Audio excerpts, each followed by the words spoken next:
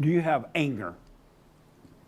Yeah, I think I'm the walking, living embodiment of anger. I can't hear you.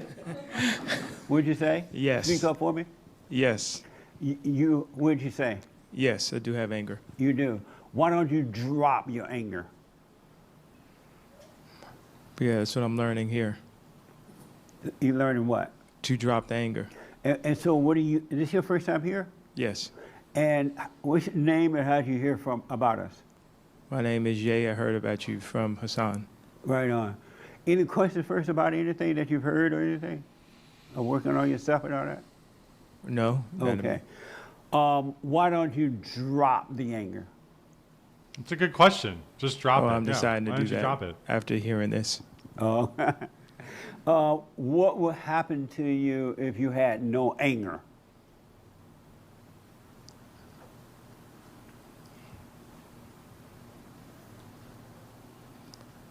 I could be used by God more. That's for sure. That's for sure. Do you know where your anger came from? How did you become angry?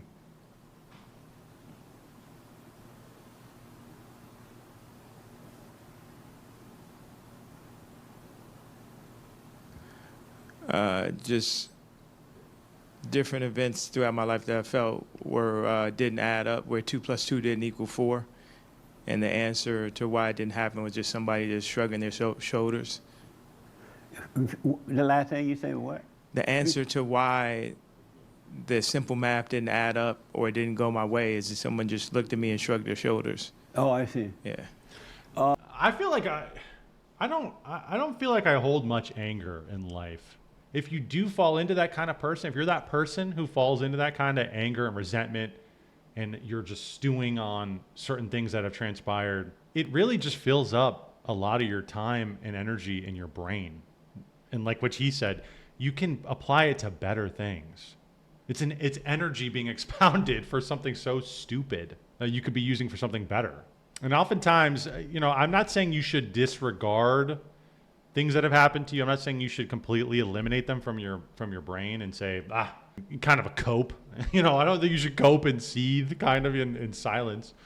But there is you should take it, learn from it, and try and apply it to how you can be better next time. And like he said, well, 2 + 2 = 4, but in this scenario, it didn't equal 4, and I got mad about that. Many times in life, things will turn out that way. Many times in life, if you're basing everything on these events, on the empirical kind of sense data that you're gathering on your day-to-day events, things are going to be crazy. They're not going to add up. People are going to wrong you. It's going to be like, what the hell, man? But that can't be the foundation of your life. It has to be grounded in something that transcends that, because things in life are going to betray you. Your senses are going to betray you. People are going to betray you. And coming from a religious perspective, you have to base that in the objective morality and the objective truth of, I think, the creator, of Jesus Christ. And Ye is Christian. Adorable Waffles in chat says, sometimes you got to cope and seethe in silence for a little while to get the anger out and then move on. Real and true. Yeah. I know. I'm not saying that there's no time. Coping and seething is allowed. Coping and seething in silence is allowed. But you can't let it steer you from the path, right? You cannot let it steer you from the path of truth and alter your mind, because you will start to make rash decisions that just totally, you will step out of that path to try and get a one-up on the guy who said 2 + 2 = 5, to try and get one up on the event that didn't make sense. That's going to totally that's not going to make sense. If you're trying to correct something that doesn't make sense, you're going to step outside the bounds of things that make sense to try and correct that.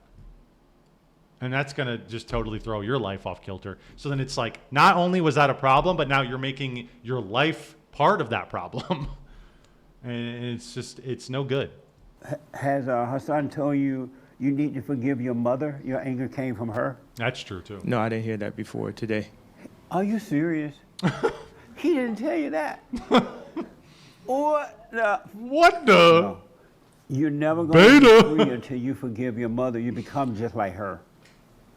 You become like what you hate, and the thoughts and the emotions and all that is hers.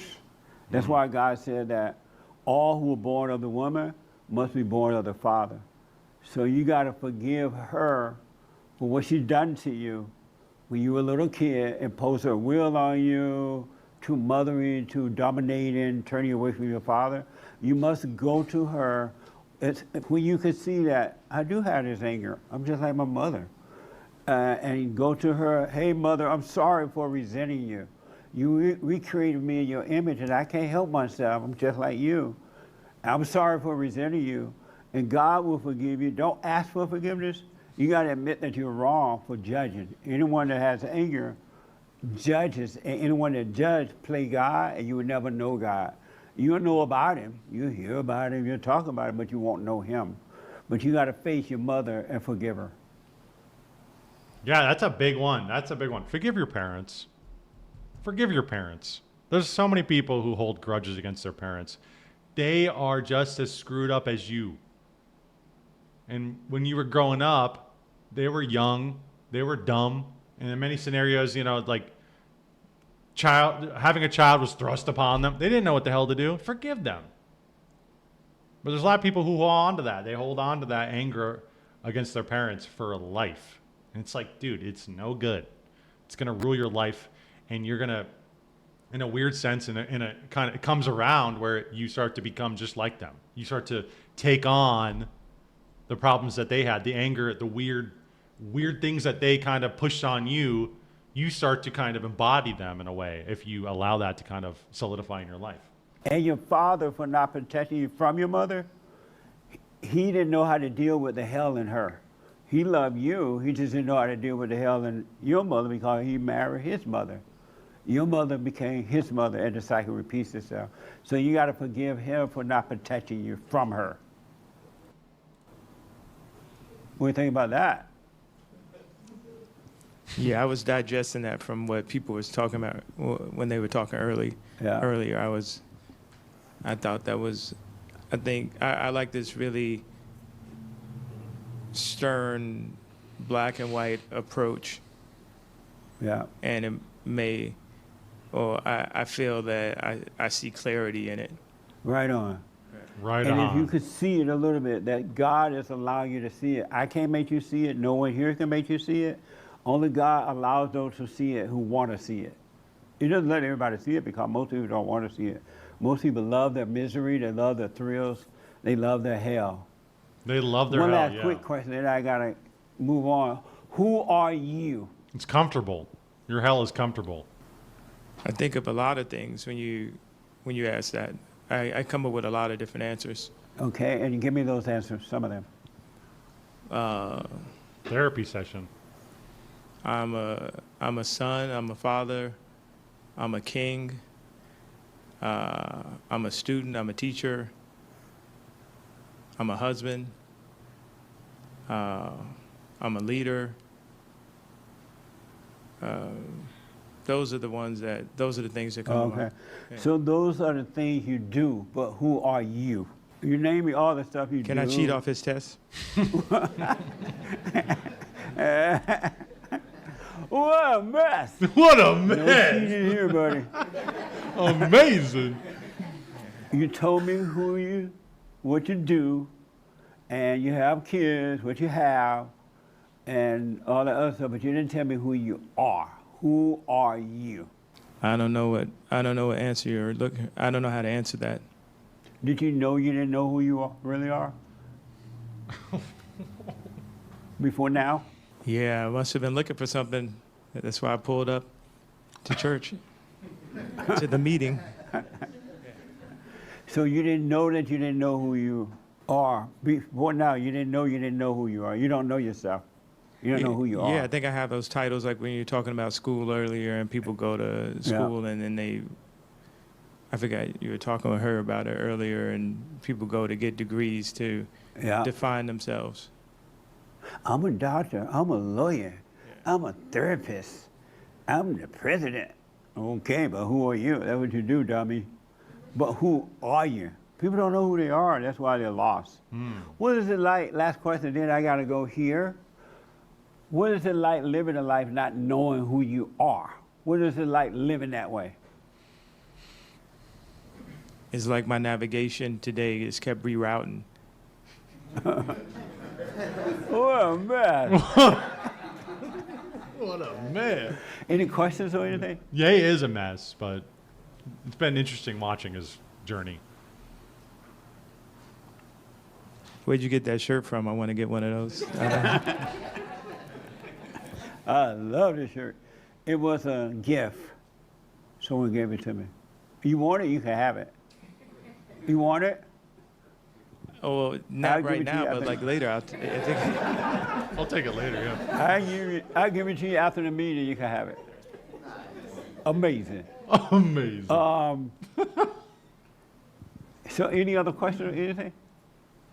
Oh, did Hassan tell you to do the silent prayer so you can learn to be still and let God take over? You should whip it off right now, right? no, he didn't tell me that either. Why haven't you told him these things? Bro, he's here. I'm having you tell him. But you are the light too. You just said we're brothers. Christ, we're brothers, you know, and you know the truth, and this is your friend. Why haven't you told him the truth or point the way toward the truth to him? Why have you done that? I really want to know. No, you're right. No, that was the question. Sorry, I don't know. It's overwhelming, you know. It's a lot, you know. It's like this is a crazy moment right now because he's like my two favorite people on the planet Earth, and it's like this makes me so happy that this moment is happening. So let's just stay in the positive, Jesse. I don't know. I don't got an answer for you on that one. I'm sorry. But that's amazing to me. That he is a good friend, I know. You know the truth, how to get to the truth. What he needs to do to get there. And if he accepts it, fine. If he doesn't, fine. But at least you know. And you don't have to impose it on him, but at least you know. It's interesting that you haven't mentioned it to him at all. Well, I've shown him some videos. You know, I don't know. Here's the thing. You're a lot to take in, so I'm just slowly, Oh. you know. But he seemed ready to really hear the truth. You're right. I know. I'm making excuses. I'm sorry. Yeah, you are. Yeah. Sorry. What a beta. Dude, I love Jesse Lee Peterson, dude. He's so good. He's so fucking funny. I don't even know, like, he's part of some Protestant sect, so, like, I don't even really know what his theology, like, it could be whack as shit. I've seen things, but, like, he just is so funny, and I just love that. Like, amazing. Ye is on the hero's journey. He is. I think he needs to live, like... Right on, man. He needs to live, like, an ascetic life. He needs to, like, fast and pray and just get away from it all. Get off the nitrous if he's still on that. I don't know. Get away from the women. Just live an ascetic life, man. That'll get you real close to God. I want to see Ye wearing that shirt, the future without comment. Exactly, yeah. Have Jesse sign it, too. God is the truth. The truth, you're not God. There's only one God. It's the truth. True. We were just having a conversation like this earlier today. Like, just talking about... Speak right into the mic for me. We were just having a conversation about this, something similar to this earlier today, just saying, like, the sun is above us. That's the only thing that we can prove. Right now, we were talking about the creation of Christianity and it being legalized in year 300 AD, and, like, and that... All right. There's other subjects that I just don't want to touch on right now. I'm just tired of touching on. Ye needs to look into orthodoxy. But what we came to was like... I think you'd like that it. Just being, it was kind of like being present about, 15 minutes before service started. And he sent me a text and I was saying, oh, maybe I should go to church today. But the general gist of the conversation right before that was about that, just basically being present, and that, all these other things are just opinions. Absolutely, just opinion, straight out of hell. Do you know God? Ye, your name Ye? Ye. No, it's Ye, short for Kanye. Oh, Ye. It was like a nickname, and I Oh made yeah, it be my real you name. keep changing it. I can't keep up with it. My But legal name. do you know God? I'm not sure. And why you're not sure? If you knew him, would you be sure about that? If you knew him? Or would you have doubt? If you knew him, would you have doubt, or would you know that you know him?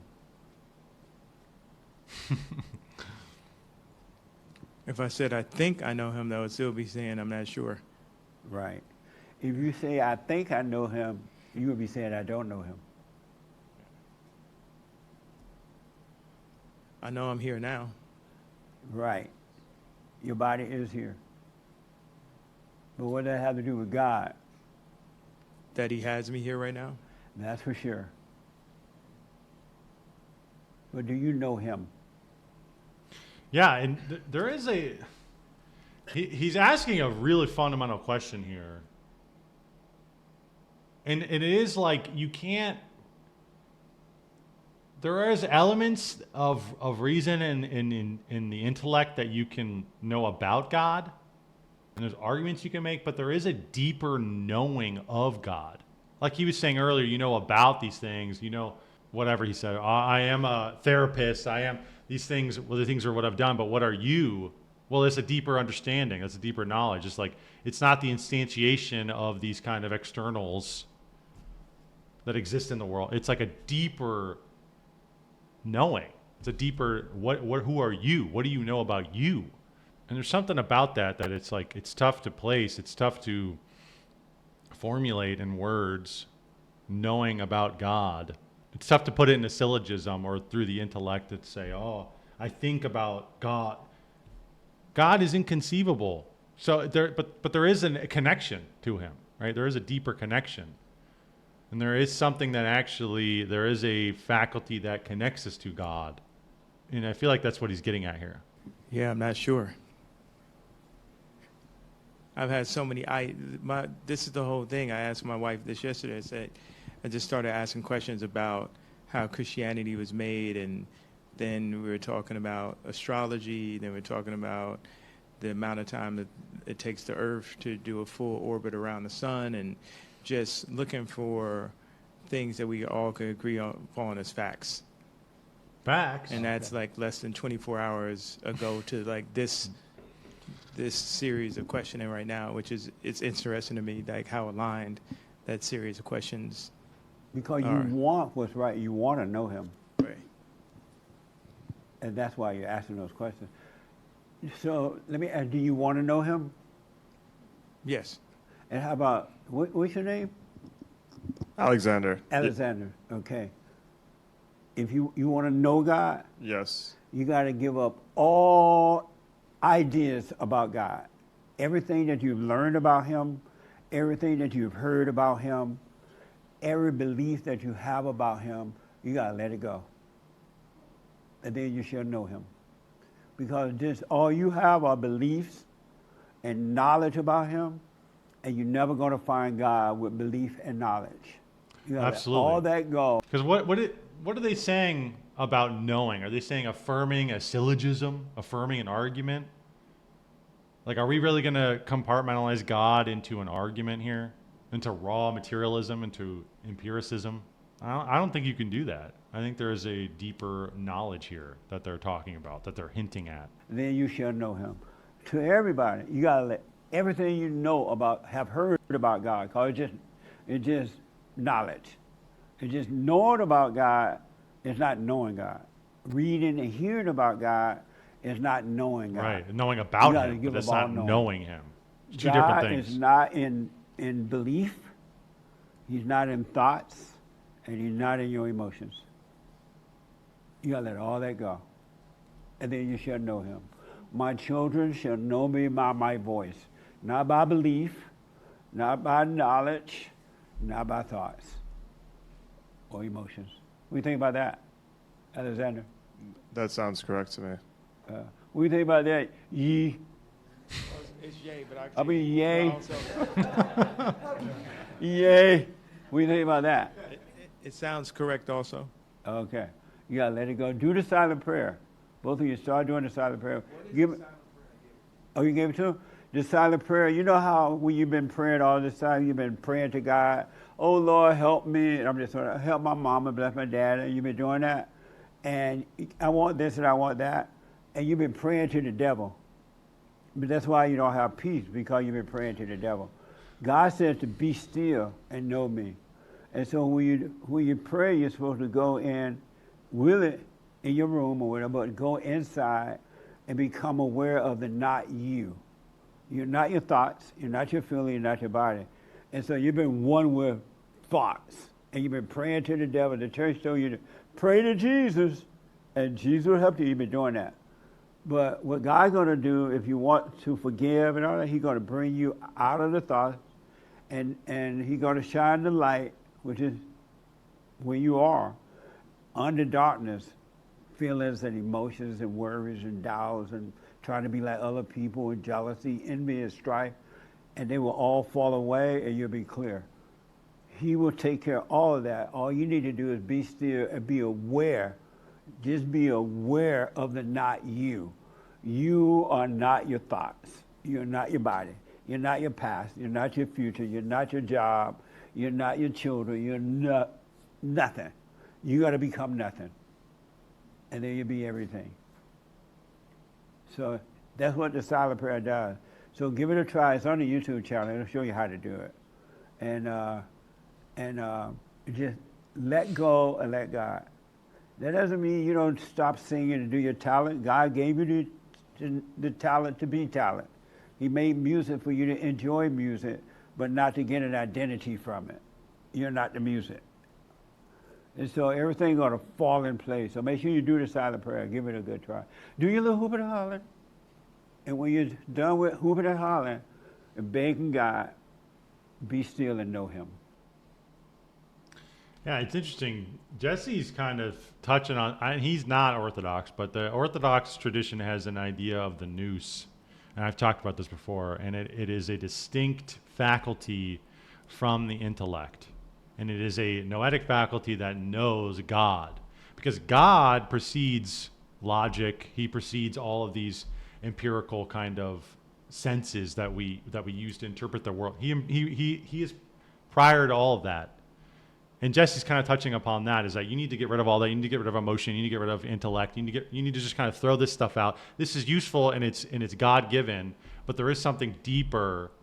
Well, I would say the nous. The nous connects you to God, and it is the eyes of the heart. It is your heart that is connecting you towards God. This is starting to sound new agey. Has he been to Tibet or something? Patriot Zen Christianity. Yeah, that's kind of what Orthodoxy is. Zen Christianity, right? It's like Eastern philosophy. Something that the West misses out on. Is that the intellect is not the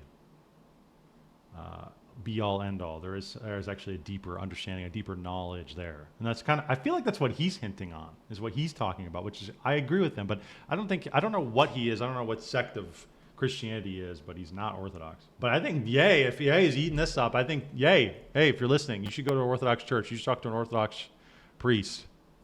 I think they could definitely do some good. He's Protestant. He's talked to Catholics. Hey, next one up.